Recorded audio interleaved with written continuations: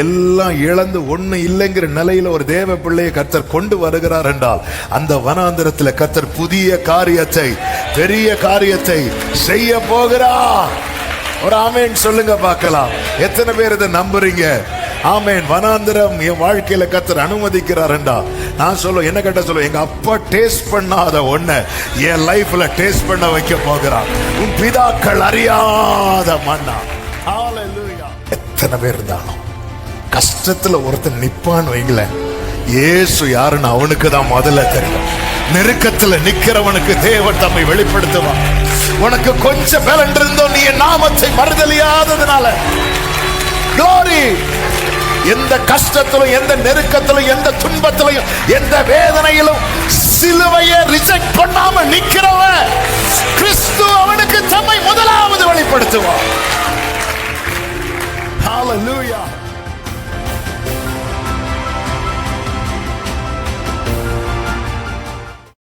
ஆமென். ஹல்லேலூயா.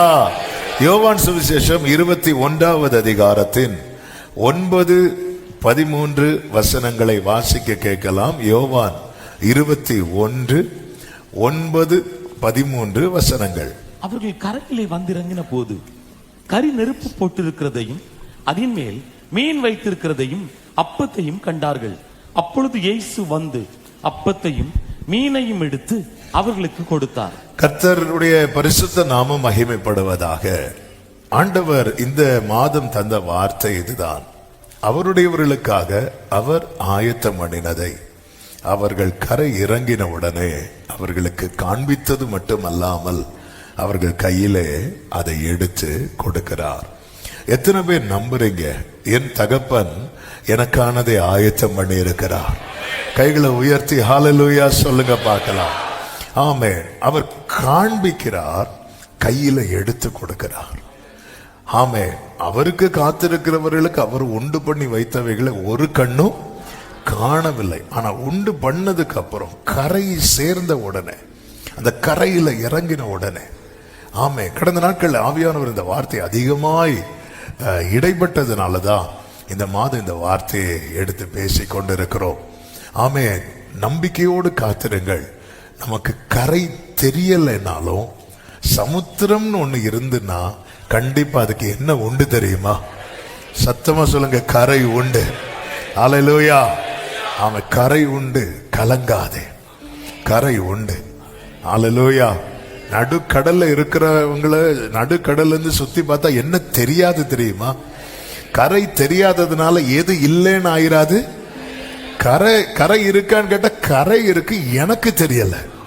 ஹல்லேலூயா. இவங்களுக்கு கரை தெரிந்தது எப்படி தெரியுமா? அந்த கரையில யார் நின்றா தெரியுமா? இயேசு. அவர்தான் நம்முடைய கலங்கரை விளக்கு. ஹல்லேலூயா. கலங்கர், நம்முடைய கலங்கரை தீபமே அவர்தான். வழிகாட்டுகிறவர், வழி நடத்துகிறவர். கடற்கரையில் அந்த கலங்கரை தீப விளக்கு இருக்கும் பாருங்க. கடல்ல மீன் பிடிக்க போறவங்களுக்கு அது வழிகாட்டும். இங்க கரை இருக்கிறது, இந்த இடத்துல திரும்பலாம்.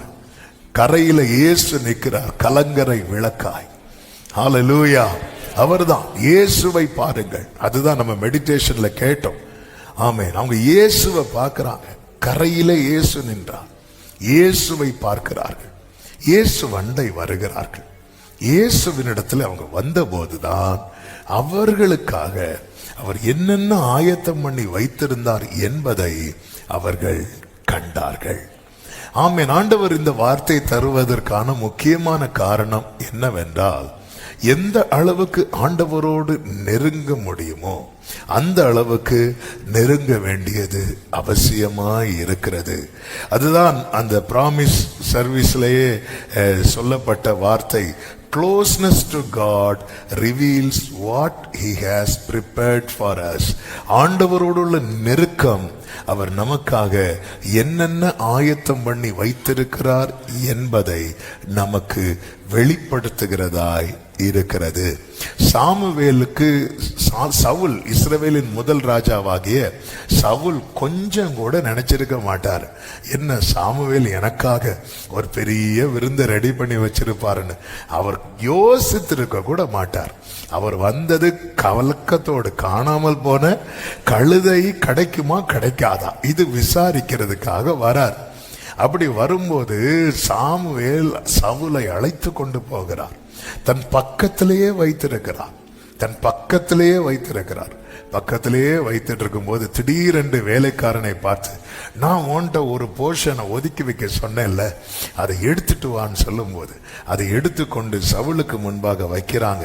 வச்சதும் சாமுவேல் சொல்றாரு, 1 சாமுவேல் 9வது அதிகாரம் அதனுடைய 24வது வசனத்தை வாசியுங்கள். அப்பொழுது சமையல்காரன் முன்னம் தொடையையும் அதனோடு இருந்ததையும் எடுத்துக்கொண்டு வந்து அதை சவுலுக்கு முன் வைத்தான்.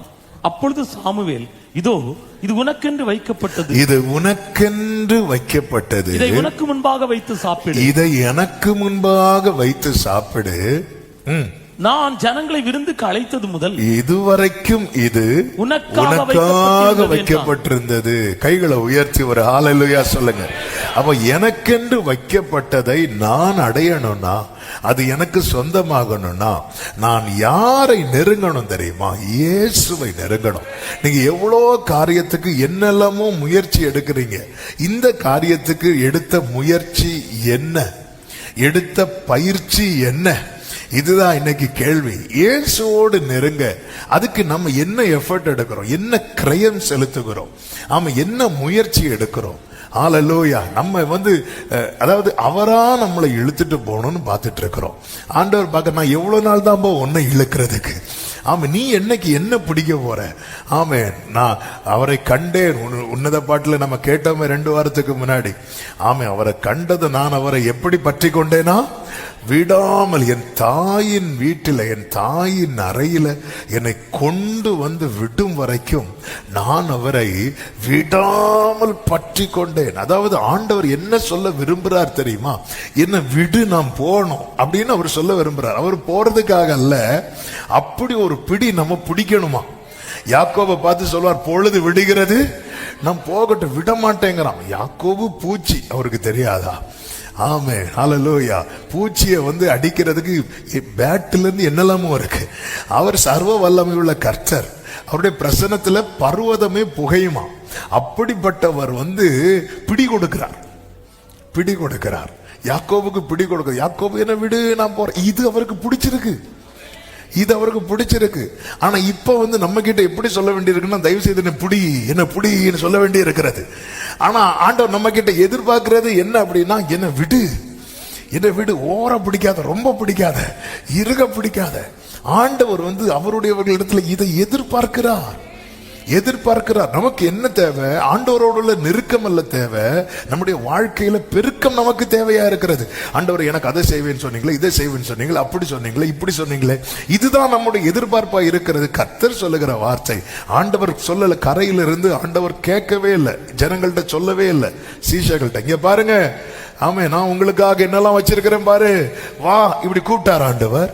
கூப்பிடவே இல்லை. உங்ககிட்ட ஏதாவது இருக்கான்னு தான் கேட்டார். ஏதாவது இருக்கான்னு கேட்கிறார். ஒன்னும் இல்லைன்ட்டாங்க. எப்படி இருக்கும்னு கேட்கிறார். ஆமா, எப்படி இருக்கும்? இங்க பாரு, என்ன விட்டுட்டு நீ ஒன்னு தேட போற பாத்தியா? ஆமே, நம்ம பல நேரத்துல நமக்கு நேற்று இரவு செய்தியில இத நம்ம கேட்டோம். ஆமே, பேதுருவுக்கு இந்த மீன் பிடிக்கிறது ரொம்ப கம்ஃபர்டான சோன். அதை விட்டுட்டு தான் வந்தார். இப்ப அவருக்கு அழைப்பு இருந்தாலும் தேவை பெருசா இருக்கு. அப்ப பேதுரு நினைச்சாரு, தற்காலிகமாக அழைப்பை கொஞ்சம் பாஸ் பண்ணி வச்சுட்டு நம்ம பழைய லைஃபுக்கு போகலான்னு சொல்லிட்டு திரும்ப போறார். போய் அவர் நினைச்சாரு, நம்ம போனா எப்படியும் கிடைக்கும். ஏன்னா அதுல ஒரு எக்ஸ்பர்ட். ஆண்டவர் சொல்வார், நீ தூண்டில போட்டு ஒரு மீனை பிடி, முதல் மீன் வாயில என்ன இருக்கும்? ஒரு வெள்ளி பணம். தூண்டில் போட்டு பேதுரு மீனை பிடிச்சாரா இல்லையா? பிடிச்சார். அவருக்கு தூண்டில் போட்டும் பிடிக்க தெரியும், வலை போட்டும் பிடிக்க தெரியும், மீனை பிடிச்சா எங்க வெட்டணும்னு தெரியும். அதனாலதான் மனுஷன் காதை வெட்டினார். அது வெட்டி பழக்கம். மீன் சைடு அப்படி வெட்டி பிடிச்சதும் காதை ஒரு வெட்டு விட்டா 2 காதையும் வெட்டி இருப்பார். அதுக்குள்ள ஆண்டவர் ஸ்டாப் பண்ணிட்டார். எல்லாமே தெரியும். அப்ப எல்லாம் தெரிஞ்சது நமக்கு கம்ஃபர்ட் சோன். எல்லாம் தெரிந்தது அதனாலதான் நமக்கு கொஞ்சம் ஒரு நெருக்கம் வரும்போது, ஒரு தேவை பெருசாகும் போது நம்ம எதை நோக்கி திரும்ப ஆரம்பிப்போம் அப்படின்னா, எது நமக்கு தெரியும், எது நமக்கு கைகூடி வரும், அப்படி திரும்ப ஆரம்பிப்போம். ஆனா ஆண்டவர் அவர்கள் எப்படி நடத்துவாருன்னா, அறியாத வழியில குருடரை அவர்கள் அறியாத வழியில். இதுதான் வெள்ளிக்கிழமை ஃபாஸ்டிங் பிரேயர். எத்தனை பேருக்கு ஞாபகம் இருக்குன்னு தெரியல இந்த வேர்டு. உன் பிதாக்கள் அறியாத மன்னாவை உனக்கு எங்க தரதுக்கு சித்த வைத்தார் தெரியுமா? வனாந்திரத்துல. எல்லாம் இழந்து ஒண்ணு இல்லைங்கிற நிலையில ஒரு தேவ பிள்ளையை கர்த்தர் கொண்டு வருகிறார் என்றால், அந்த வனாந்திரத்துல கர்த்தர் புதிய காரியத்தை, பெரிய காரியத்தை செய்ய போகிறார். ஒரு ஆமேன் சொல்லுங்க பார்க்கலாம். எத்தனை பேர் இதை நம்புறீங்க? ஆமேன். வனாந்திரம் என் வாழ்க்கையில கர்த்தர் அனுமதிக்கிறார் என்றா, நான் சொல்லுவேன், என்ன கேட்ட சொல்லுவேன், எங்க அப்பா டேஸ்ட் பண்ணாத ஒண்ண என் லைஃப்ல டேஸ்ட் பண்ண வைக்க போகிறார். உன் பிதாக்கள் அறியாத மன்னா. ஹல்லேலூயா. என்ன பர்சனலா ரொம்ப பலப்படுத்தின வார்த்தை இது. ஆமேன். பிதாக்கள் அறியாத மன்னா. இதுக்கு அதனால முந்தின ஆலயத்தின் மகிமையை பார்க்கிலும் பிந்தின ஆலயத்தை, அதனாலதான் ஆண்டவர் ஒரு ட்ராக்க போடும்போது ஆண்டவர்கிட்ட நீங்க ட்ராக்க மாத்திராதீங்க, அந்த மேப்பை கையில வாங்குங்க. ஹல்லேலூயா. ஆண்டவரே நடத்துற, ஓகே, ஏதோ ஒண்ணு பெஸ்டா தரப்போறார். சிறந்தது வாக்கு தந்தவர், சிறந்தவர், சிறந்ததை தருபவர். சொல்லுங்க. வாக்கு தந்தவர், வாக்கு தந்தவர்,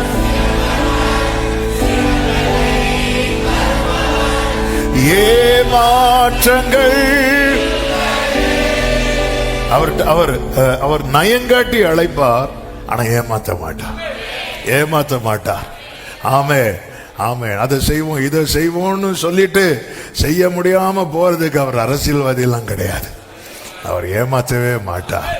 அவர் சொன்னது அந்த ஒரு உறுப்பு கூட மாறாம நிச்சயம் நிறைவேறும். ஆமென் சொல்லுங்க பார்க்கலாம். பார்க்கணும். நீங்க ஏதாவது சீஷர்கள் எங்க இருக்கிறாங்கன்னா 200 முழம் தூரத்துல இருக்கிறாங்க, கடல்ல இருக்கிறாங்க. இயேசு கரையில நிற்கிறார். இவங்களுக்கு இடையில 200 முழ தூரம் இருக்கிறது. அப்போ இந்த டிஸ்டன்ஸ கொஞ்சம் கொஞ்சமா குறைச்சு இயேசு தம்மண்டை இவர்களை கொண்டு வரணும். இனிஷியேட் எடுக்கிறது, அதாவது இதுக்கான முயற்சி எடுக்கிறது ஃபுல்லா யாரு அப்படின்னா ஜீசஸ் தான். பட் நம்ம கிட்ட இருந்து வெளிப்பட வேண்டிய காரியங்களை ஒன்றுதான். கண்களை எங்க பார்க்கணும் அப்படின்னா, இப்ப என்னெல்லாம் இருக்கு இவங்களை சுத்தி? கடல் இருக்கிறது, வலை இருக்கிறது, படகு இருக்கிறது. ஆமே, கரையில இயேசு இருக்கிறார். இவங்க இரவுல மீன் பிடிக்க போறாங்க. வேதம் 3வது வசனத்துல சொல்லுகிறது, அந்த ராத்திரியிலே அவர்கள் ஒன்றும் பிடிக்கவில்லை. கொஞ்சம் யோசித்து பாருங்க. அந்த ராத்திரியில் அவங்க ஒருவேளை மீன் பிடிச்சா இவங்க யாரை பார்த்திருக்க மாட்டாங்க தெரியுமா? கரையில இருக்கிற இயேசுவை பார்த்திருக்க மாட்டாங்க. இன்னைக்கு உங்க கையில ஒண்ணுமே இல்லாத ஒரு சூழ்நிலையை கர்த்தர் தருவதற்கான காரணத்துல ஒன்று என்ன தெரியுமா? நீங்க பார்க்க வேண்டியவரை பார்க்க வேண்டும் என்பதற்காக. கண்கள் இயேசுவை பார்க்கட்டும், இயேசுவை பார்க்கட்டும். உங்கள் கண்கள் இயேசுவை பார்க்குமானால் அவர் ஆயத்தம் பண்ணினதை நிச்சயமாய் பார்க்க வைப்பார். ஆண்டவரிடத்துல நெருங்கிறதுக்கு நாம கண்களை ஏறெடுக்கணும். கண்களை ஏறெடுக்கணும்னு அதன் அர்த்தம் என்ன? நான் ஒன்ன பார்த்துட்டு இருக்கிறேன், இப்போ என் கரையில நிக்கிற இயேசுவை பார்க்கணும்னா இதை விட்டு என் பார்வையை திருப்பி அவரிடமாய் செலுத்த வேண்டும். ஆமேன். வலையும் போட்டையும் ஆமேன் கடலையும் பார்த்துட்டே இருந்ததை விட்டுட்டு இப்ப யாரை பார்க்கறாங்க அப்படின்னா இயேசுவை பார்க்கறாங்க. அப்போ ஒரு விஷயத்தை நல்லா புரிஞ்சுக்கோங்க. இயேசு ராத்திரியே கரையில வந்துட்டார். கரையில வரும்போது, கரையில வர்றதுக்கு முன்னாடி இவங்க எங்க போயிட்டாங்க தெரியுமா? கடலுக்கு போயிட்டாங்க. இவங்க கடலுக்கு போறாங்க. இயேசு கரையில இருந்து என்னெல்லாம் அப்பத்தை சுட்டு வைக்கிறார், அப்புறமா மீனை ரெடி பண்ணி வைக்கிறார். ராத்திரியில அவர் கிரியை செய்கிறார். இவங்க ராத்திரியில ஒண்ணுமே பிடிக்கல. ராத்திரி நேரத்துல இவங்க ஒண்ணும் பிடிக்கல. அவர் எல்லாத்தையும் ரெடி பண்ணி வைக்கிறார். Breakfast ready. ஹல்லேலூயா. சிலர் யோசிக்கிறாங்க, நான் இவனி வீட்டில் போய் தானே ரெடி பண்ணணும் பிரேக்ஃபாஸ்ட். இவர் பிரேக்ஃபாஸ்டே தந்தூரி ஃபிஷ். அப்போ ஆண்டவர் தரதெல்லாம் பெஸ்டா தருவார். ஹalleluya. இன்னைக்கு போய் ட்ரை பண்ணாதீங்க. Breakfast ready. ஆண்டவர் எல்லாம் ரெடி பண்ணி வைக்கிற ராத்திரியில அவர் என்ன செய்யறாருன்னே நமக்கு தெரியாது. விடியற் காலம் ஆகும்போது தெரியும். ஆமென். ஆண்டவர் ஆரோன்ட்ட கோலை வைக்க சொல்லுவார். ராத்திரியில் அங்க ஒரு கிரியை நடக்குது. விடியற் காலம் ஆகும்போது பார்த்தார்கள். ஆமென். சில ராத்திரி நமக்கு ஒண்ணுமே இல்லாதது போல இருக்கும். ஆனா தேவனை சார்ந்திருக்கிற தேவ பிள்ளைக்கு தெரியும், கர்த்தர் ஏதோ ஒன்றை செய்து கொண்டிருக்கிறார். கர்த்தர் ஏதோ ஒன்றை. ஹல்லேலூயா. உங்க கைகள் கூறுகவில்லை, உம்மால் கூடாததேது. உங்க கைகள்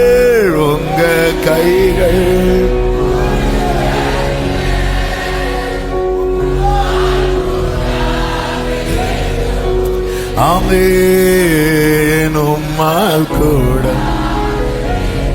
இந்த சீஷர்கள் அவரண்டை நெருங்க அவங்க முதல்ல செஞ்சது இயேசுவை பார்த்தார்கள். கண்களை ஏறெடுத்து பார்க்கணும். அவர்கள் அவரை நோக்கி பார்த்து பிரகாஷ். இவங்களுக்கு இன்னும் இயேசுவை சரியா தெரியல. எனக்கு சரியா தெரியல அதனால நான் பார்க்க மாட்டேன் இருக்காதீங்க. சரியா தெரியறதுக்காக நீங்க பாருங்க. 21வது அதிகாரம் 6வது வசனத்தை பாருங்கள். அப்பொழுது அவர், நீங்கள் படவுக்கு வலதுபுறமாய் வலையை போடுங்கள். மீன் பிடிக்கிறவங்க மீன் பிடிக்கிறதுல எக்ஸ்பர்ட் தான் போட்ல இருக்கிறாங்க. மற்றவங்களை பத்தி எனக்கு தெரியாது. ஆனா பேதுரு, யோவான், யாக்கோபு, அந்திரேயா இவங்க தொழில என்ன தொழில்? மீன் பிடிக்கிற தொழில். அப்போ பொழுது விடிஞ்சாச்சு, நைட்டு கிடைக்கல. ஆமே, பொழுது விடிஞ்சாச்சு. இவர் சொல்ற, நீங்க வலதுபுறமாய் வலைய போடுங்க அப்படி. நாங்க ஏன் வலதுபுறம் போடணும்? நாங்க இடதுபுறம் போட்டா என்ன? ஒன்னும் கேட்கல. வேதம் சொல்லுகிறது, வலதுபுறமாய் வலைய போடுங்கள், அப்பொழுது உங்களுக்கு அகப்படும். அப்படியே அவர்கள் போட்டு இந்த சீஷர்களுடைய அடுத்த குவாலிட்டி என்ன தெரியுமா? ஆமே, நம்பிக்கை இல்லைன்னாலும் அவர் சொல்றத கேட்பாங்க. ஆமே, ஹல்லேலூயா. அதாவது விசுவாசத்தை பில்ட் பண்றதுக்காக ஆண்டவர் சில காரியத்தை செய்ய சொல்வார். வேலைக்காரங்களுக்கு விசுவாசம் இருந்துச்சா இந்த தண்ணி ரசமா மாறும்னு? இல்ல. ஆனா வேலைக்காரங்க ஒண்ணு செய்வாங்க, அவர் சொல்றத செய்வாங்க. எனக்கு ஃபெய்த் இல்ல, ஆனா அவர் சொல்ற வார்த்தையை நான் கீழ்ப்படுகிறேன்னா அதுல என்ன கிரியை வெளிப்படும் தெரியுமா? விசுவாச கிரியை வெளிப்படும். ஆமென். இவங்களுக்கு நம்பிக்கை இல்ல, ஒண்ணுமே இல்ல. நைட் ஒண்ணும் கிடைக்கல. வலதுபுறமாய் வலைய போடுங்க. இன்னும் இவர்களுக்கு இவர் யாருன்னு தெரியல. ஆண்டவர் யாருன்னே தெரியாம அவரை நம்புறாங்க. ஆமென், ஹல்லேலூயா. எனக்கு ஆண்டவரை குறித்த அறிவு இல்ல, எல்லாத்திலையும் குறைவு. ஆனால் அவர் என்கிட்ட ஒண்ணு சொல்லும் போது நான் அதை செய்யறேன் தெரியுமா? அதை கர்த்தர் கனப்படுத்துவார். கீழ்ப்படிதல். ஆமென். இது the obedience இருக்குல்ல, அது practical expression of love. ஆண்டவர் மேல இருக்கிற அன்பை நான் வெளிப்படுத்துவதனுடைய இந்த கிரியை தான் கீழ்ப்படிதல். யோவான் சுவிசேஷம் 14வது அதிகாரத்தில் ஒரு வார்த்தை உண்டு, எல்லாருக்கும் தெரிந்த வார்த்தை தான். அதுல 22 முதல் நீங்க படிச்சீங்கன்னா, இஸ்காரியோத் அல்லாத யூதா என்பவன் இயேசுவை பார்த்து கேட்பான். என்ன கேட்பான் என்றால், ஆண்டவரே, இந்த வேர்டை கவனிக்கணும், நீர் உலகத்துக்கு உம்மை வெளிப்படுத்தாமல் எங்களுக்கு உம்மை வெளிப்படுத்த போகிற காரணம் என்ன? ரீசன் என்ன ஆண்டவரே? எவ்வளவு பேர் இருக்கிறாங்கப்பா, ஆனா எங்களுக்கு தானே உங்களை நீங்க காட்டுறீங்க. அப்படி சொல்லும் போது ஆண்டவர் கொடுத்த பதில பாருங்க. இயேசு அவனுக்கு பிரதியுத்தரமாக, ஒருவன் என்னில் ஆண்டவர் அந்த இடத்துல உலகம் நீ அப்படி பார்க்க பாரு, நீ இல்லப்பா, மொத்தத்திலேயே ஒருத்தன் என் மேல அன்பா இருந்தான்னு வச்சுக்கோயேன், அவன் என் வசனத்தை கை கொள்ளுவான், அவனில் என் பிதா அன்பா இருப்பா. நாங்கள் யாரெல்லாம்? நானும் பிதா. நாங்கள் அவனிடத்தில் வந்து அவனோடே வாசம். அவ்வளவுதான். நீ என்ன ஸ்பெஷல் தெரியுமா? நான் சொன்னது நீ வந்த பாத்தியா, இதுதான் உன்கிட்ட இருக்கிற ஸ்பெஷலே. நான் சொன்னதை நீ கீழ்ப்படிஞ்ச பாத்தியா, அது உலகம், அது உலகம். அப்படி நான் தள்ள மாட்டேன். என் சத்தத்தை ஒருத்தன் கேட்டு செய்ய ஆரம்பிச்சுட்டானா என்ன, அவனுக்கு வெளிப்படுத்த ஆரம்பிச்சிடும். அதுதான் இங்க நடக்கிறது. அதுதான் என்ன நடக்கிறது? இவங்க கீழ்ப்படுகிறாங்க பாருங்க, கீழ்ப்படுகிறாங்க. கர்த்தர் தம்மை வெளிப்படுத்துகிறார். ஹல்லேலூயா. யோவான் ஸ்நானன், ஆண்டவராகிய இயேசு கிறிஸ்து ஞானஸ்நானம் எடுக்க யோவான் இடத்துல வருகிறார். யோவான் இடத்துல வரும்போது யோவான் முதல்ல என்ன செய்தான் தெரியுமா? தடை செய்தான். வேதம் சொல்லுகிறது தடை செய்தான். அப்பொழுது இயேசு சொல்ல, இப்பொழுது இடம் கொடு. இப்படி எல்லா நீதியும் நிறைவேற்றுவது நமக்கு ஏற்றதா இருக்கிறது. அப்பொழுது அவன் இடம் கொடுத்தான் என்று சொல்லப்பட்டிருக்கிறது. அவன் ஒபே பண்றான். ஒபே பண்ணதனுடைய ரிசல்ட் என்ன தெரியுமா? ஞானஸ்நானம் பெற்று கரையேறின உடனே பரிசுத்த ஆவியானவர் அவர் மேல வந்து இறங்குறதை யார் பார்க்கிறா தெரியுமா? யோவான் பார்க்க. அவனுக்கு அவர் தம்மை வெளிப்படுத்துகிறார். யோவான் சுவிசேஷம் 1வது அதிகாரம் 32 யோவான் என்ன சொல்லுகிறான் என்றால், ஆவியானவர் புறாவை போல வானத்தில் இருந்து இறங்கி இவர் மேல் தங்கினதை கண்டேன். அடுத்த வசனத்தில் என்ன சொல்லுவார் தெரியுமா? எனக்கும் இவரை தெரியாது யாருன்னு, நானும் இவரை அறியாது இருந்தேன். ஆனா இடம் கொடுத்தான் பாருங்க, கீழ்ப்படிஞ்சான் பாருங்க, அவர் தம்மை வெளிப்படுத்தினார். ஆமென். அதாவது இதுக்கு அடுத்த ஸ்டெப் இதுதான். அவரை அறிகிற அறிவிலே வளருங்கள். அவரை அறிகிற அறிவிலே வளர்றதுக்கு என்ன செய்யணும்? ஒபே பண்ணுங்க, ஒபே பண்ணுங்க. ஆண்டவர் சொல்ற வார்த்தைக்கு நீங்க செவி கொடுக்கும் போது ஆண்டவர் தம்மை வெளிப்படுத்துகிறார், வெளிப்படுத்துகிறார். ஆண்டவரை இன்னும் உம்மை அறியணும், இன்னும் கிட்டி சேரணும். ஹல்லேலூயா. பாதரட்சை கலட்டினார் சொல்றார், நான் இருக்கிறவராகவே இருக்கிறேன். நீ விடியற் காலத்தில் ஆயத்தமாகி மலை மேல வா. யாத்திராக 34 எடுக்க வேண்டாம். 2 நீ உடைச்சு போட்ட தெரியுமா? அதே மாதிரி 2 கற்பலைகளை கையில் எடு. உன் கூட ஒருத்தனும் வரக்கூடாது. மலையில ஒரு ஆடு மாடு மேயக்கூடாது. நீ வந்து நில்லு. அவன் அதே மாதிரி வந்து நிக்கிறான். அவர் சொல்றார், நான் இரக்கம் உள்ளவர், நான் கிருபை உள்ளவர், நான் தயவு உள்ளவர். தம்மை வெளிப்படுத்துகிறார். நீங்க ஆண்டவருடைய சத்தத்துக்கு கீழ்ப்படுறீங்கனாலே அடுத்து நீங்க அடுத்து உங்களுக்கு கிடைக்க போகிற பெரிய சர்ப்ரைஸ் என்ன தெரியுமா? ஜீசஸ் யாருங்கிறது உங்களுக்கு வெளிப்படுத்தப்படும். இயேசு யாருங்கிறது உங்களுக்கு வெளிப்படுத்தப்படும். படகுல இயேசு வந்து உட்காரும் போது பேதுருட்ட கொஞ்சம் தள்ளு அப்படின்னார். பேதுரு கொஞ்சம் படகு தள்ளுகிறான். பேதுரு அவரை யாரா பார்க்கறது தெரியுமா? போதகரே, ஐயரே அப்படின்பார். பார்க்கிறோம், என்ன ஜீசஸ் ஐயரா? ஐயரே, போதகரே அப்படி. அடுத்து சொல்ல வலைய போடு அப்படிம்பார். அதை ஓவே பண்ணுவான் தெரியுமா? அடுத்து இயேசுவை எப்படி பார்த்தான் தெரியுமா? ஆண்டவரே. அவனுக்கு அந்த ரெவலேஷன் கிடைக்குது, ரெவலேஷன் கிடைக்குது. ஜீசஸ் யாருங்கிறது இன்னைக்கு எத்தனை வருஷம் ஏன் பரிசேயர்களுக்கும் வேத பாரகர்களுக்கும் இயேசுவை தெரியல தெரியுமா? அவங்களுக்கு வசனம் தெரியுதும், வசனத்தை படிச்சாங்களே தவிர வசனத்தை பிடிக்கல. ஆமென். எனக்கு பைபிள் தெரிஞ்சதுனால ஜீசஸ் தெரியும்னு கிடையாது.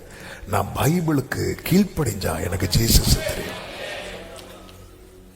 இங்க பாருங்க, 21வது அதிகாரத்துல ஆண்டவர் சொல்லி இவங்க செய்யறாங்க பாருங்க. 7வது வசனத்தை பாருங்க. ஆதலால் இயேசுவுக்கு அன்பாயிருந்த சீஷன் பேதுருவை பார்த்து அவர் கர்த்தர் என்றார். கைகளை உயர்த்தி ஒரு ஹல்லேலூயா சொல்லுவோமா? இயேசுவுக்கு அன்பா இருந்தவன் பேதுருவை பார்த்து ஆண்டவர் ஸ்டெப் பை ஸ்டெப்பா கொண்டு வரார் பாருங்க. எப்படி கிட்ட கொண்டு வரார்? அவர் கர்த்தர் அப்படிங்கிறார்.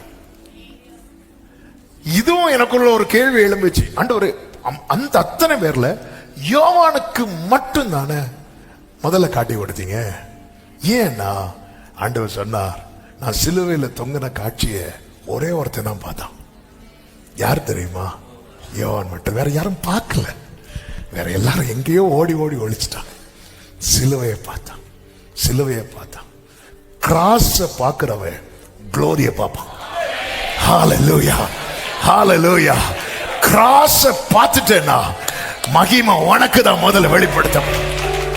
ஆமென். யோவான் மட்டும்தான் சிலுவையில, இயேசு சிலுவையில அடி. எல்லா செய்தியும் எல்லாருக்கும் தெரியும். ஆனா கண் கூட பார்த்தது யார் தெரியுமா? யோவான் மட்டும்தான். எத்தனை பேர் இருந்தாலும் கஷ்டத்துல ஒருத்தன் நிப்பான்னு வைங்கள, இயேசு யாருன்னு அவனுக்கு தான் முதல்ல தெரியும். நெருக்கத்துல நிக்கிறவனுக்கு தேவன் தம்மை வெளிப்படுத்துவான். உனக்கு கொஞ்சம் பலன் இருந்தோ நீ நாமத்தை மறுதலியாததுனால, glory, எந்த கஷ்டத்திலும், எந்த நெருக்கத்திலும், எந்த துன்பத்திலும், எந்த வேதனையிலும் சிலுவையை ரிஜெக்ட் பண்ணாம நிக்கிறவன் கிறிஸ்து அவனுக்கு தம்மை முதலாவது வெளிப்படுத்துவான். ஹalleluya. அவர் கர்த்தர், அவர் கர்த்தர். கர்த்தர்னு சொன்னதும் ஸ்பீடு கூடுது, ஸ்பீடு கூடுது. அப்ப இதுவரை கொஞ்சம் கொஞ்சமா அப்படி இப்படி நிக்குது. இப்போ இயேசு யாருங்கிற வெளிப்பாடு கிடைச்சதும் பேதுரு கடல்ல குதிக்கிறான். எதுக்கு தெரியுமா? நீந்தி அவரிடத்துல போறதுக்கு, நீந்தி.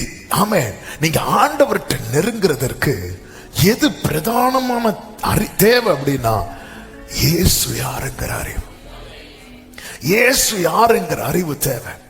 ஆமென். பேதுரு கடல்ல குதித்தான். எதுக்கு குதித்தான்? அடுத்த வசனம் படிக்கும் போது தெரியும்.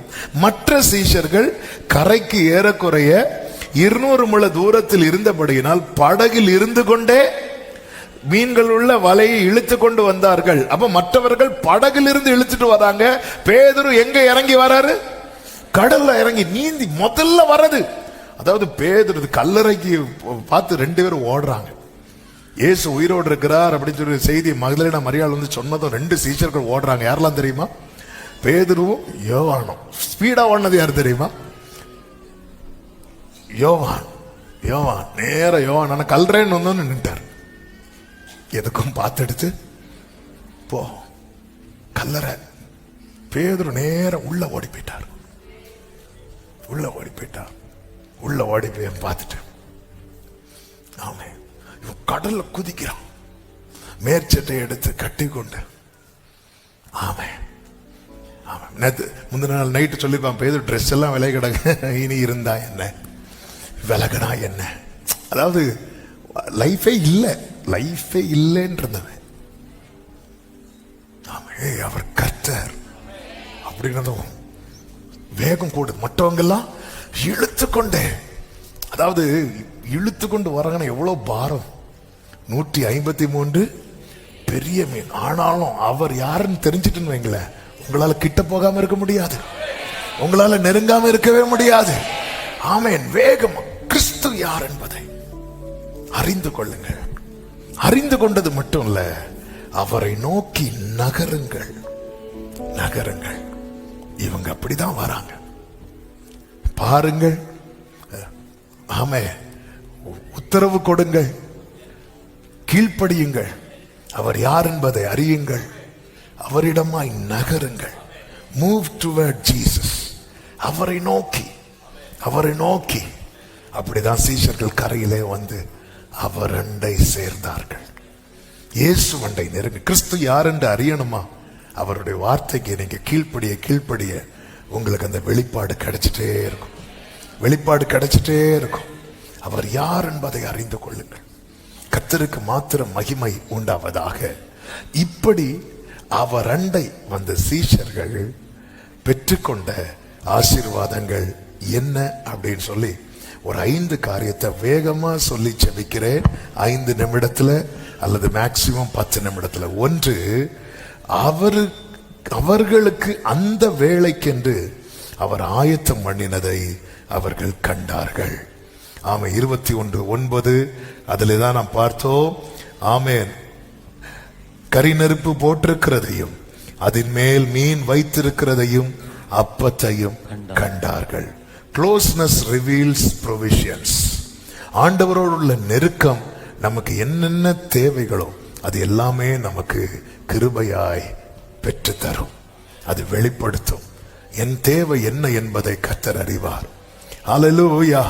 தேவை அறிந்து, தேவை அறிந்து, தேவை பெருகும் போது சிக்கி தவித்திடாது உதவும் கரங்கள் நான்.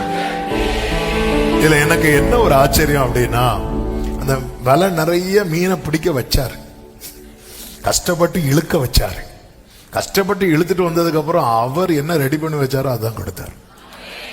ஆமென். ஹல்லேலூயா. அதன் அர்த்தம் என்ன? பேதுரு, ஏன் நான் தரத நீ சாப்பிட, அவ்வளவுதான். நீயா என் கையினால நான் சாப்பிட்டேன்னு சொல்லக்கூடாது, அவர் கையினால நான் சாப்பிட்டேன்னு சொல்லணும். அவருக்கு சில காரியத்துல அவர் ரொம்ப ஜெலஸா இருப்பார், வைராக்கியமா இருப்பார். என்ன பிடிச்சிக்கோ எல்லாம் ரைட்டு, நீ பிடிச்ச சிலவட்டை எனக்கு கொண்டு வா அப்படின்ட்டார். அதை நான் பார்த்துக்கிறேன், முதல்ல இதை சாப்பிடு, இதை சாப்பிடு. ஆபிரகாம் யுத்தம் பண்ணிட்டு வரும்போது மெல்கிசேதேக்கு இடையில வேகமா வராரு. ஏன்னா அவர் கொடுக்கறத அவன் சாப்பிடணும், அப்பத்தையும் ரசத்தையும். அதாவது அவங்க ஜனங்கிட்ட இருந்து அப்பத்தை வாங்கி பெருக பண்ணி கொடுக்கும்போது ரொம்ப சந்தோஷமா சாப்பிட்டாங்க. ஆனா அவர் தம்ம கொடுத்ததை அவங்க ஏத்துக்கல. அது அவருக்கு ரொம்ப கஷ்டம் ஆயிட்டு. என்னைக்குமே நல்லா புரிஞ்சுக்கோங்க, இந்த வார்த்தையை சொல்ல நான் ஏவப்படுகிறேன். நான் சொல்றேன், இங்க யோவான் 6வது அதிகாரம் படிச்சீங்கன்னா, ஜனங்கள் இயேசுவை யாராக்க மனதா இருந்தார்கள் சொல்லப்பட்டிருக்கும் தெரியுமா? ராஜாவாக்கும்படி. ஆனா இயேசு போயிருவார். ஏன் போயிருவார்னா, ஜனங்க ஏன் அவரை ராஜாவாக்க மனதா இருந்தாங்க? இந்த ராஜா நல்லா இருக்கிறாரே, நம்ம அவர்கிட்ட வந்து அவர் நமக்கு என்ன கொடுக்கிறாரு? சாப்பாடு கொடுக்கிறார். ஆமே, எனக்கு இவர் சாப்பாடு தருவாரு, எனக்கு இவர் சுகம் தருவாரு, அதனால இவர் எனக்கு ராஜா அப்படிங்கிற மனநிலைமையில அவரை ராஜாவாக்க நினைக்கிறாங்க பாருங்க. இது அவருக்கு பிடிக்கல, இது அவருக்கு பிடிக்கல. அதாவது இயேசு உனக்கு எதுக்குப்பா ராஜா? இயேசு எனக்கு அது தருவார், இது தருவார். நான் இப்படி உனக்கு ராஜாவா இருக்க கூடாது. நான் எப்படி ராஜாவா இருக்க விரும்புறேன் தெரியுமா? உன் சரீரத்தின் மேல நான் தான் அதிகாரி. இப்படி நான் உனக்கு ராஜாவா இருக்க விரும்புறேன். அப்படின்னா நீ என்ன பண்ணணும்? என் மாம்சத்தை நீ புசிக்கணும், என் ரத்தத்தை நீ பானம் பண்ணணும். அப்போ உனக்குள்ள இப்ப என்ன இருக்கிறது? என்னுடைய ரத்தம், என்னுடைய மாம்சம். அப்போ அப்படி ஆகும்போது உனக்கு நீ அதிகாரி கிடையாது. உனக்கு யார் அதிகாரி? உனக்கு நான் அதிகாரி. அப்ப நீ உன் இஷ்டப்படி வாழ முடியாது. யார் இஷ்டப்படி தான் வாழணும்? உன் ராஜாவின் இஷ்டப்படி வாழணும். ஜனங்கள் இது கடினம்.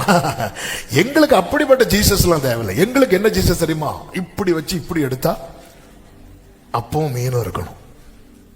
எங்களுக்கு நல்ல கவனிங்க. நம்ம எப்படி நம்ம இயேசுவை அவரை ஒரு ப்ரொவைடரா மட்டும்தான ராஜாவாக்க பார்க்கிறோம். அவரை லார்டா, அவரை ரெடீமரா நம்ம இப்படி பார்க்க ஆரம்பிக்கிறோமா? நான் எனக்கு அவர் அது செய்வார், இது செய்வார், அதனால எனக்கு அவர் இயேசு ராஜான்னு சொன்னா அவர் விலகி போயிடுவாராம். அவர் அப்படி அவர் பெரிய சிங்காசனத்தை பார்த்தவர். ஆமே, நட்டு கலந்த சிங்காசனத்துல வந்து உட்காருவார். அவர் பெரிய சிங்காசனத்தை பார்த்தவர். அவர்கிட்ட அவர் எனக்கு அப்பம் தருகிறார், அதனால அவர் எனக்கு ராஜா, அவர் எனக்கு மீன் தர்றார். அவர் நீ போ, நீ அந்த மீனை சாப்பிட்டுட்டே இரு, நான் போறேன். அவர் போயிடுவார். போயிட்டு திருப்பி ஜனங்க வராங்க, அதே மனநிலைமையில வர்றாங்க. ஆண்டவருக்கு துக்கம் ஆயிட்டு. இவங்க எல்லாம் அற்புதம் பார்த்ததுனால வரல. அற்புதம் பார்த்ததுனால அதனுடைய சரியான அர்த்தம் அடையாளம். நான் ஒரு ஆண்டவர் ஒவ்வொன்று செய்யறதுல அடையாளம் இருக்கிறது. அவங்க அதுல நான் ஒரு அற்புதம் கொடுத்தேனே, அப்பத்தை கொடுத்த அதுல இருக்கிற அடையாளத்தை பார்க்கல.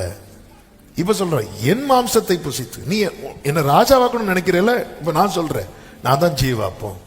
என்ன புசி, என்ன உட்கொண்டு. இல்ல உங்களை நான் உட்கொண்டேன்னா அதுக்கப்புறம் எங்க இஷ்டப்படி வாழ முடியாது. இது கடினமான உபதேசம்.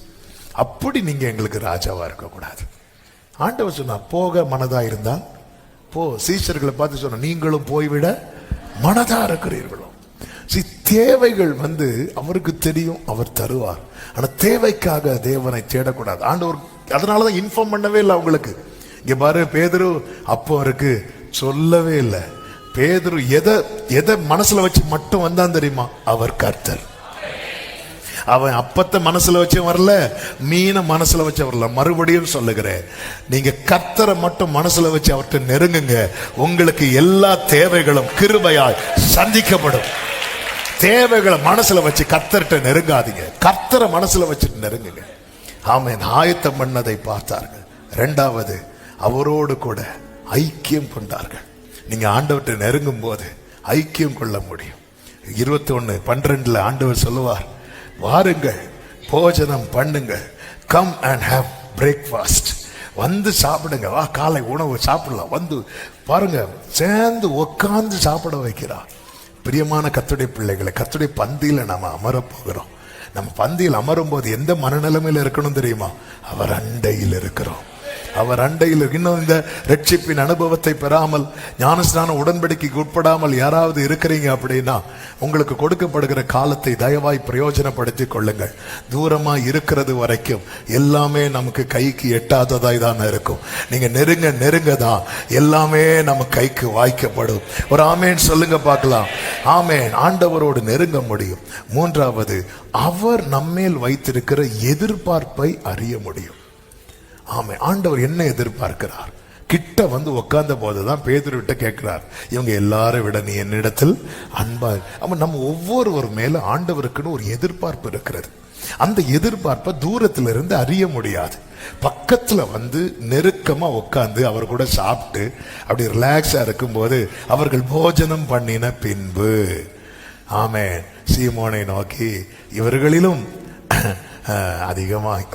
ஆண்டவருடைய எக்ஸ்பெக்டேஷன்ஸ். நம்ம 1000 எதிர்பார்ப்புகளோடு வருகிறோம். நம்ம மேல இருக்கிற தேவனுடைய எதிர்பார்ப்பு அறிய முடியும். நான்காவதாக, ஆமென், அழைப்பை குறித்த கிளாரிட்டி, தெளிவு உண்டாகும். நம்ம ஒவ்வொருவர் மேலும் அழைப்பு, ரட்சிக்கப்பட்ட எல்லார் மேலும் தேவனுடைய அழைப்பு இருக்கிறது. அப்போ அந்த தெளிவு உண்டாகிறது. நீ என் ஆட்டுக்குட்டிகளை மேய்ப்பாயாக, என் ஆடுகளை மேய்ப்பாயாக. என் ஆடுகள், என் ஆடுகள். நான் இவ்வளவு நாள் சொல்லிட்டு வந்தேன் பாத்தியா, அதை நீ மேய்ச்சிக்கோ அப்படி சொல்ற. அப்போ பேதுருக்கு தெரியுது, ஓகே, அப்போ ஆண்டவர் சபையை நடத்த சொல்றாரு. அப்போ ஒரு கிளாரிட்டி. இந்த கிளாரிட்டி இல்லாததுனாலதான் திருப்பி மீன் பிடிக்க போறார். ஏன்னா லைஃப்ல ஒருக்க விழுந்து எழும்பி வந்தாச்சு. ஆனால் அந்த விழுந்த காயம் மனசுல இருக்கு. இனி நம்மளை யூஸ் பண்ணுவாரா, இனி நம்ம மேல அந்த ஒரு சந்தேகம் இருந்துட்டு இருந்ததுனால மறுபடியும் மீன் பிடிக்க போனார். ஆனா பக்கத்துல ஆண்டவரோடு நெருங்கி இருந்த போது அவனுக்கு இந்த கிளாரிட்டி கிடைக்கிறது. வாழ்க்கை குறித்த தெளிவு நமக்கு தேவை. ஒவ்வொருவருக்கு இல்லைன்னு வைங்களேன், நம்ம எப்போ பின்வாங்குவோன்னே தெரியாது, எங்க தடுமாறுவோன்னே தெரியாது. இதுதான் என் அழைப்பு, இதை குறித்த எனக்கு தெளிவு தேவை. தெளிவு உண்டாக எங்க இருக்கணும் அப்படின்னா ஆண்டவர் அண்டை இருக்கணும். இயேசு அண்டையில் இருக்கிறவனுக்கு இந்த தெளிவு உண்டாகும். அந்த தெளிவு இருந்ததுனால தான் நோவாவால பேழை கட்ட முடிஞ்சது. ஒரு ஆமீன் சொல்லுங்க பார்க்கலாம். அந்த தெளிவு ஒரு தேவ பிள்ளைக்கு நிச்சயமாய் தேவை. ஐந்தாவதாக, நம் எதிர்காலத்தை குறித்து அறிந்து கொள்ள முடியும். 18வது வசனத்தை பாருங்கள். பேதுருவை குறித்து என்ன சொல்லுவார்? நீ இளவயது உள்ளவனாய் இருந்த போது உன்னை நீயே அறை கட்டிக் கொண்டு உனக்கு இஷ்டமான இடங்களில் நடந்து திரிந்தாய். நீ முதிர் வயது உள்ளவனாகும் போது உன் கைகளை நீட்டுவாய், வேறொரு உன் அறையை கட்டி உனக்கு இஷ்டமில்லாத இடத்துக்கு உன்னை கொண்டு போவான் என்று மெய்யாகவே உனக்கு சொல்லுகிறேன் என்றார். இன்ன விதமாய் மரணத்தினாலே அவன் தேவனை மகிமைப்படுத்த போகிறான் என்பதை குறிக்கும்படியாக இப்படி சொன்னார். அதன் அர்த்தம் என்ன? ஃபியூச்சரை சொல்லிட்டார். இதுதான் ஃபியூச்சர். யாருக்காவது ஃபியூச்சர் தெரியணுமா? ஆமென். ஃபியூச்சர் தெரியணுமா? ஃபியூச்சர் கிட்ட வாங்க. ஜீசஸ் தான் ஃபியூச்சர். ஃபியூச்சர் தெரியணும்னா ஃபியூச்சர் கிட்ட வாங்க, லைஃப் கிட்ட வாங்க. ஜீவன் ஃபியூச்சரை சொல்லிட்டார். அந்த ஃபியூச்சர் சொன்னதுனாலதான் பேதுருவை அடுத்த நாளுக்கு தலையை வெற்ற நிலைமையில ஜெயில போட்டதுக்கு அப்புறம் நம்மால் என்ன பண்ணிட்டு இருந்தாரு? எங்க பேதுருட்ட கேட்டது, என்ன கடல்ல போட்டாலும் நான் தூங்குவேன், என்ன நீ தீல போட்டாலும் நான் தூங்குவேன். சில இருக்கிறோம்ல, அவன் எங்க போட்டாலும் நாங்க தூங்குவேன். நாங்க ஃபர்ஸ்ட் சர்வீஸ் வந்தாலும் தூங்குவோம், செகண்ட் சர்வீஸ் வந்தாலும் தூங்குவோம், கம்யூனிட்டி சர்வீஸ்ல எடுத்துட்டே தூங்குவோம். சிலர்லாம் வந்து எழுப்புறதுக்கு பயமா இருக்கும், குளோரின்னு சொல்லி பாத்திரத்தை தட்டி விட. அதனால பக்கத்தில் இருக்கிறவங்களை எழுப்புவேன், அவங்களை எழுப்புங்க. அவருக்கு தெரியும், என்ன தெரியும்னா, ஆமே, அவர் சொல்லிட்டாரு என் ஃபியூச்சர் முதிர் வயதாகும்போது. ஆமே, அப்படி பார்க்குறாரு, கண்ணாடியில் பார்க்க, ஐயோ நடக்கல, இன்னும் முதிர் வயது ஆகல. ஆமே, சி, உங்க ஃபியூச்சர் தெரியணுமா? உங்க ஃபியூச்சர் தெரிஞ்சுன்னா நீங்க பயம் இல்லாம இருக்கலாம். மோசைக்கு ஃபியூச்சர் தெரிஞ்சில்ல. மோசே, இதுதான் இந்த இடத்துல வந்துரு, இங்கதான் உனக்கு அடக்காராதனை, நீ யோசுவாவை அனுப்பி விட்டுரு. பிஸ்கா கொடுமுடிக்கு எப்படி போனார் தெரியுமா? ஆமே, நான் அதை படிக்கும்போது ஒருவேளை யோசித்தேன், ஒருவேளை நானா இருந்திருந்தா, யோசுவா நீ போயிட்டு வா, அவர் கூப்பிடுறாரு, என்னன்னு போய் பாரு. சி, எது ஓட்டம்னு தெரியணும், எது வர ஓட்டம்னு தெரியணும். என்ன சொன்ன இப்போ? எது நம்முடைய ஓட்டம்னு தெரியணும், எது வர நம்முடைய ஓட்டம். இதுவரைதான் நம்முடைய ஓட்டம் தெரிஞ்சுட்டு வைங்களேன், சந்தோஷமா போய்விடும். அதுக்கு மேல ஓட ட்ரை பண்ண மாட்டோம். பவுலுக்கு தெரிஞ்சதுனாலதான் நான் ஓட்டத்தை முடித்தேன். இதுக்கெல்லாம் என்ன தேவைன்னா ஆண்டவரோடு உள்ள நெருக்கம். ஆண்டவரே, அந்த நெருக்கம் எனக்கு கிருபையா தாங்கப்பா. ஜெபிக்கலாமா?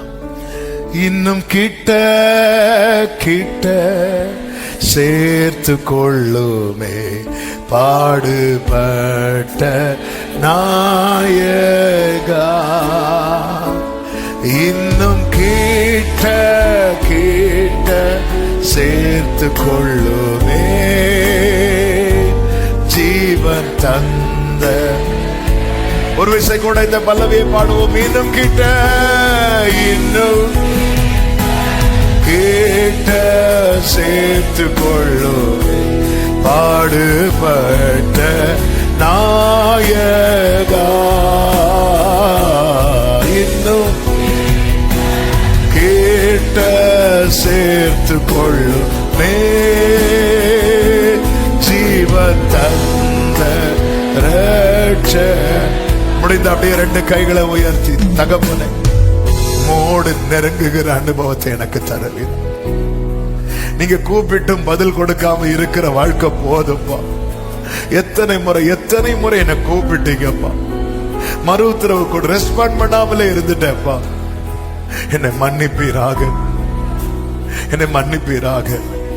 எனக்கு உங்களுக்கு இடையில இருந்த தூரம் இனி வேண்டாம், கிட்ட கொண்டு வாங்க ஆண்டவரே. கிருபையாய் உம்மை எங்களுக்கு வெளிப்படுத்தி சீஷர்களை உம் மண்டையில கொண்டு வந்தது போல தூரமாயிருக்கிற எங்களை இழுத்து கொண்டு வருவீராக, இழுத்து கொண்டு வருவீராக.